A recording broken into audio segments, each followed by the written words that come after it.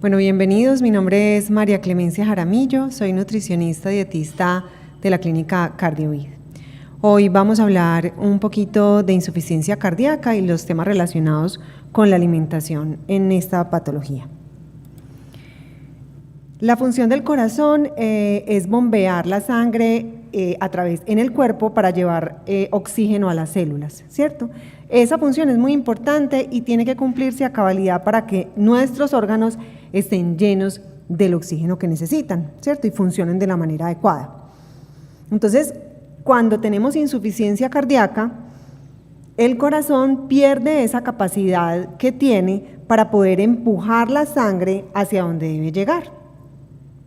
Entonces, como no está bombeando o presionando pues esa sangre apropiadamente, la sangre retrocede hacia los pulmones y pues a otras partes del cuerpo, y eso hace que tengamos dificultades para hacer cosas que antes fácilmente hacíamos. Entonces, que nos agachábamos para coger un paquete, o para caminar, o para subir escaleras, o para sentarnos o pararnos de la cama, ¿cierto? Actividades que antes se hacían con toda la facilidad.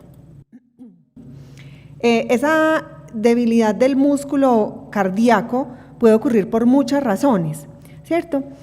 Puede ser como resultado de un ataque cardíaco, ¿cierto? Si nos dio un infarto, una angina de pecho, una infección, una enfermedad degenerativa de ese músculo cardíaco, por un exceso de alcohol, por no tener hábitos de vida saludables.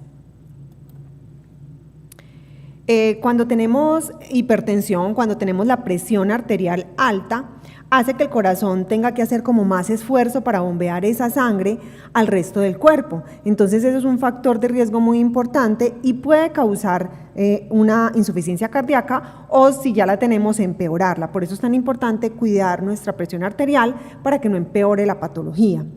Cuando tenemos problemas con las válvulas del corazón, algún problema relacionado con las válvulas, alguna arritmia, o sea, palpitaciones irregulares de nuestro corazón. ¿Cómo sabemos y cuáles son los síntomas y las señales que nos dicen que tenemos una insuficiencia cardíaca? Entonces, la falta como de aliento, la falta de energía, particularmente en esas actividades donde estamos en reposo y nos paramos, por ejemplo, pararnos de la cama o pararnos de una silla, cuando tenemos tos, una tos muy seca y constante y que puede empeorar durante la noche, cuando se nos inflaman las piernas, o sea, se nos hinchan, tenemos una cosa que se llama edema en las piernas, en los pies. Esa inflamación puede inclusive generalizarse, llegar al abdomen, a los brazos, a las manos, a la cara incluso.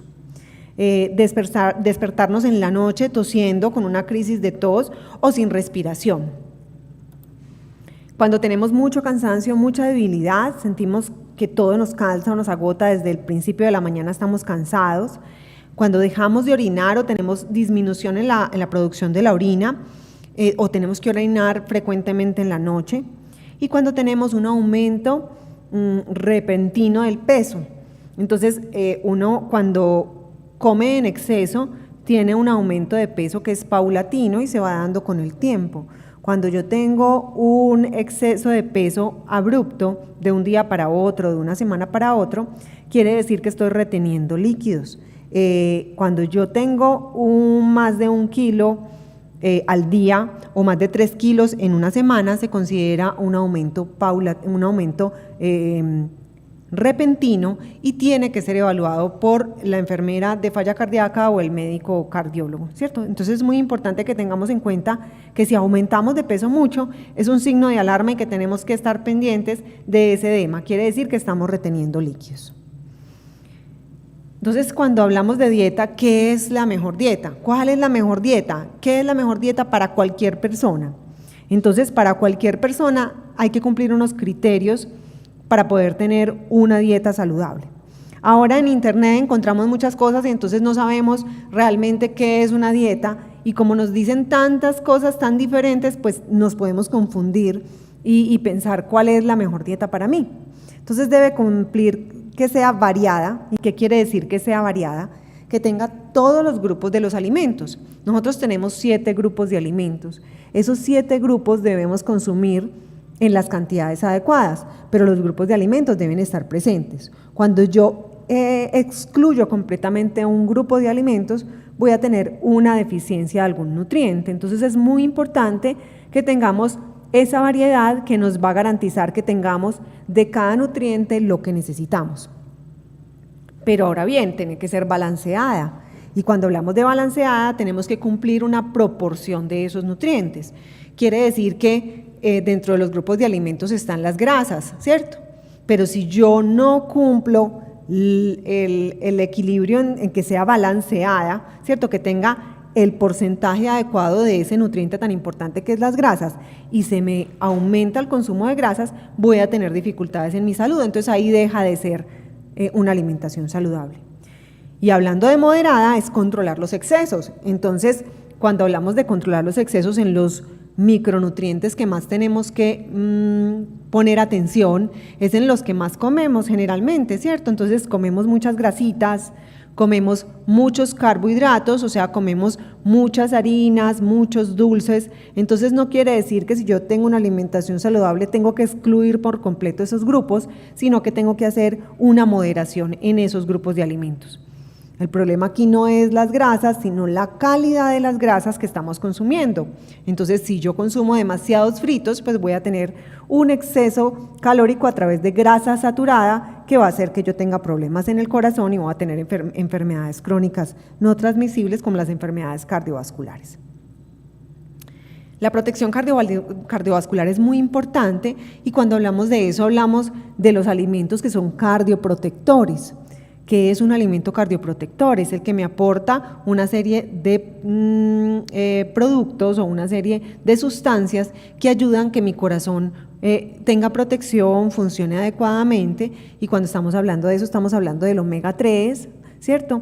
De la fibra, de los antioxidantes. ¿Y dónde los encontramos? En las frutas, en las verduras, en alimentos de origen animal como los pescados de aguas profundas que tienen grandes cantidades de omega 3, como el salmón, el atún pero en filete, la trucha. Entonces es muy importante que cuando hablamos de una alimentación saludable tengamos en cuenta que tenemos que tener una moderación en unos grupos y que tenemos que tener presentes otros muy importantes para poder tener antioxidantes, vitaminas, minerales y tener proteína de buena calidad y omega 3. Hay unos alimentos que son ricos en grasas saturadas, y esos alimentos ricos en grasas saturadas hacen que tengamos riesgos cardiovasculares, ¿cierto? Entonces, ¿dónde encontramos la grasa saturada realmente? La encontramos en la leche entera y en los derivados de la leche. No quiere decir que no podamos comer leche ni derivados, queso, quesito, cuajada, yogur, sino que tenemos que tratar de moderar las cantidades. A veces nos tomamos 1 litro de leche, siempre pasamos las comidas con leche. Entonces es muy importante que tengamos en cuenta que estos alimentos tienen grasa saturada y que tenemos que moderar el consumo. También una estrategia, una alternativa es encontrar esos alimentos que tienen menos grasa saturada, como los alimentos lácteos bajos en grasa. Las yemas de huevo, no quiere decir que no podamos comer huevo, pero si nos comemos 5 huevos en el día, pues vamos a tener más contenido de colesterol y de grasa saturada que si nos comemos 1 huevo en el día, ¿cierto? Las carnes rojas, que sean grasas, el consumir las carnes de las aves sin la piel, porque esa va a tener más grasa saturada, más colesterol. Y cuando hablamos de esas carnes, pues tenemos muchas alternativas de carnes, pero cuando vamos a hacer alguna preparación, un sancocho o un sudado, pues nos vamos a comprar la carne que tenga más contenido de grasa, y eso hace que tengamos más riesgo porque tiene más grasa saturada. Entonces, escoger las carnes más magras con menos grasita, que también tienen muy buen sabor. Las comidas fritas, indudablemente, todo lo que sea frito, papas fritas, nuggets, todo lo que sometamos a fritura de inmersión. ¿Qué quiere decir? Que cuando ponemos a nadar los alimentos en aceite, entonces eso va a absorber mucha grasa y vamos a tener más grasa en nuestra alimentación. Todos los embutidos son las carnes frías. Las carnes frías las elaboran con material que tiene mucha grasa. Todos los restos del animal que no se utilizan pues en otros productos, pues lo utilizan en los embutidos. Entonces no son alimentos de muy buena calidad. Y los ultraprocesados, Todos los ultraprocesados van a tener sustancias que no queremos en nuestra alimentación. Van a tener grasa saturada generalmente, ácidos grasos trans, van a tener estos ultraprocesados, como se tienen que conservar, entonces van a tener más cantidad de sodio, de sal, ¿cierto? Van a tener a veces adición de azúcar y de preservativos, colorantes, que no van a ser buenos para nuestro sistema. La sal es un punto muy importante porque la sal está en nuestra alimentación y es muy importante el consumo de sal, pero en moderación. Entonces, cuando vamos a mirar cuánto comemos de sal, pues comemos demasiado. ¿Y cómo podemos evitar que consumamos mucha sal? Entonces, tenemos que quitar el salero de la mesa, es una de las estrategias, porque a veces ni siquiera probamos y ya estamos adicionando sal a la sopa, a la ensalada, al aguacate, absolutamente todo. Cocinar con poca sal o sin sal si somos capaces. Evitar comidas que contengan grandes cantidades de sodio. ¿Y cuáles son esas comidas? Los embutidos y las conservas, que ya hablamos de los embutidos. Todo lo que venga conservado en salmuera generalmente va a tener grandes cantidades de sodio para poderse conservar. Las sopas en sobre, las que vienen listicas para hacer, son llenas de sal, y los enlatados, ¿cierto? También lo que viene en conserva enlatado. Las salsas de tomate, la mostaza, los jugos de verduras que vienen enlatados o en botella, los pepinillos, el repollo en vinagre o en salmuera, las aceitunas. La mayoría de las comidas congeladas tienen grandes cantidades de sal para poderlas conservar. Los alimentos precocidos, los quesos, ¿cierto? Salvo si encontramos un queso bajo en sal. Las mantequillas con sal, las papas fritas, las galletas, entonces son alimentos que tienen mucho contenido de sal. Un alimento muy importante que utilizamos en muchas cocinas todavía son los caldos de gallina. Esos caldos de gallina o de costilla tienen grandes cantidades de sodio y no son recomendados para absolutamente ninguna persona. Entonces, ¿con qué debemos darle sabor a nuestras comidas? Con otros productos de origen animal que no contengan esas cargas de sal. El ajo y la cebolla o todo lo que venga en polvo, pero que no sea sal de ajo o sal de cebolla, porque entonces ahí ya no estaríamos preservándonos del sodio. La pimienta, el limón, el vinagre, tenemos tantas especias para poder saborizar nuestros alimentos que debemos aprender a usarlas. Entonces es empezar a investigar en el mercado qué podemos comprar que no contenga sal, como estos que les estoy contando, como las hierbas como el eneldo, la mostaza seca, las hojas de laurel, el polvo de curry, la albahaca. Entonces miren todas las hierbitas que tenemos para poder adobar y que sepan rico nuestras preparaciones. Comer con baja sal no significa comer maluco, es comer más saludable. Cuando tenemos problemas con el corazón, cuando tenemos una insuficiencia cardíaca, muchas veces nos hacen una recomendación de restricción de líquidos o control de líquidos, el médico tratante. Es muy importante que tengamos en cuenta que si nuestro médico nos está haciendo control en el líquido, tenemos que hacerlo. ¿Por qué? Porque si no controlamos el líquido va a pasar lo que les dije al principio de los síntomas y los signos de alarma. Nos vamos a hinchar, nos vamos a edematizar y ese líquido se va a quedar en partes de nuestro cuerpo donde no deben estar. Entonces, para poder hacer ese control de líquidos tenemos que contabilizar lo que comemos. Cuando contabilizamos lo que comemos, pues tenemos en cuenta que en la generalidad debemos consumir entre 1.5 a 2 litros de agua o de líquidos en el día, ¿cierto? Entonces el médico me dice, usted tiene un control de líquido de 1000, yo debo contabilizar todo lo que me consumo en líquidos hasta llegar a 1000 centímetros, hasta llegar a 1 litro. Si el médico me dice 1500, entonces debo contabilizar hasta llegar a 1500. Cuando voy a contabilizar, yo tengo que contabilizar los jugos, las sopas, el agua de las pastillas, como todos los alimentos que sean líquidos en mi alimentación, ¿cierto? Hacer un control de líquidos, aquí les traigo yo un ejemplo de un control de líquidos muy severo, donde tenemos que contabilizar cuánto me consumo en el desayuno. Entonces, si me consumo 180, entonces yo ya tengo 180. Ir contando hasta llegar al tope de lo que el médico me dijo que debo consumir en líquidos. Entonces, yo ahí tengo que contabilizar todo. lo que me tomo con las pastillas, lo que me tomo con los alimentos y lo que me tomo con las sopas, que a veces lo despreciamos, ¿cierto? El alcohol, cuando consumo alcohol puedo disminuir la fuerza con la que se contrae mi corazón, ¿cierto? Y eso aumenta la presión arterial. Entonces esto favorece a que hayan arritmias cardíacas. El alcohol con esta patología tiene que ser acordado con el médico tratante, porque si yo hago un exceso de consumo de alcohol, puedo aumentar mi falla cardíaca y tener consecuencias muy graves. Entonces, el alcohol se debe limitar y generalmente se debe limitar a 1 o 2 vasos de vino tinto al día, solo con recomendación médica, porque eso ya excede los 10 a 20 gramos de alcohol al día. Entonces, el alcohol solo lo pueden hacer bajo recomendación médica y la cantidad que el médico estime según el estadio y la insuficiencia cardíaca que cada uno de ustedes tiene. El estado nutricional es muy importante porque si yo tengo un estado nutricional comprometido, voy a tener más riesgo de padecer muchas enfermedades, inclusive de agravar mi insuficiencia cardíaca. Debemos tratar de tener un peso saludable.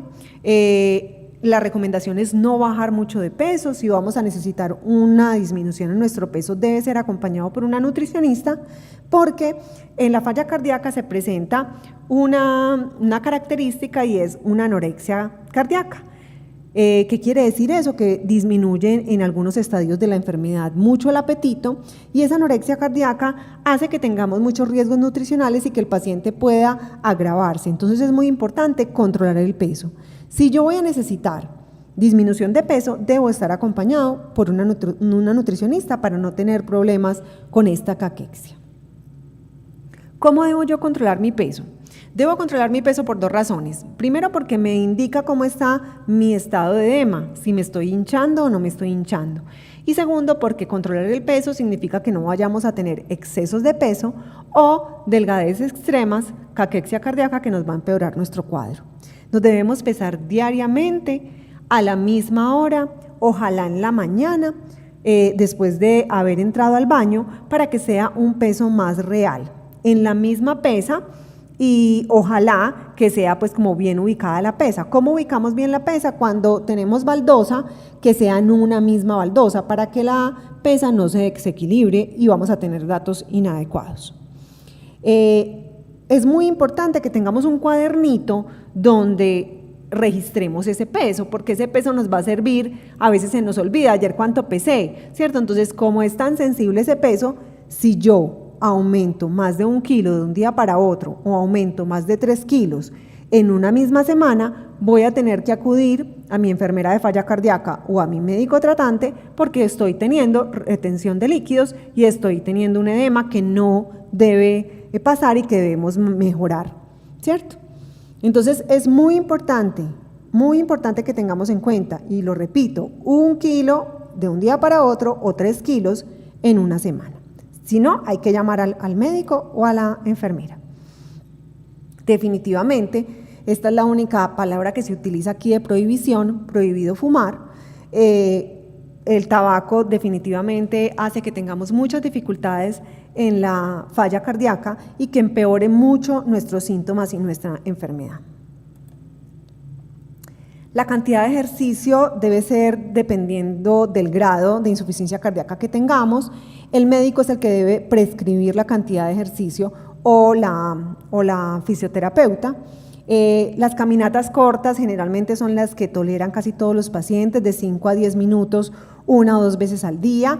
Esa es una manera de empezar el ejercicio, pero debe ser paulatino y debe ser acompañado de un médico o una fisioterapeuta, y debe suspenderse cuando sintamos dolor, cansancio, fatiga, sudoración, mareo.